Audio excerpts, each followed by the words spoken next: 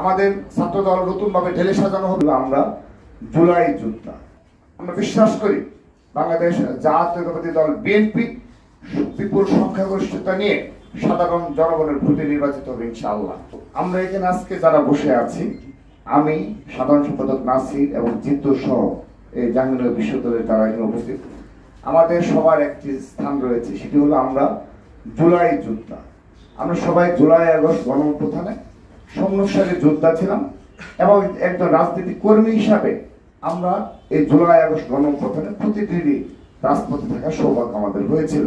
আগামী 12 ফেব্রুয়ারি জাতীয় সংসদ নির্বাচনে আমরা বিশ্বাস করি বাংলাদেশ জাতীয়তাবাদী দল বিএনপি বিপুল সংখ্যাগরিষ্ঠতা নিয়ে সাধারণ জনগণের ভোটে নির্বাচিত হবে ইনশাআল্লাহ। আমাদের ছাত্রদল নতুনভাবে ঢেলে সাজানো হবে। ছাত্রদল কেন্দ্রীয় সংসদ আমরা দীর্ঘদিন দায়িত্ব পালন করেছি। সেই খুনি হাসিনার আমল থেকে আমরা এক নতুন ধারার ছাত্র রাজনীতি বিনির্মাণ করা হবে ইনশাআল্লাহ। আমরা নতুনদের হাতে দায়িত্ব তুলে দেব। সেক্ষেত্রে অবশ্যই আজকে যে তরুণরা এই ছাত্রদলে যোগদান করছেন, তারাও সেই আগামী নতুন ধারার ছাত্র দলের রাজনীতির গর্বিত অংশীদার হবে এবং নতুনভাবে ক্যাম্পাসে কোনো গুপ্ত রাজনীতি থাকবে না।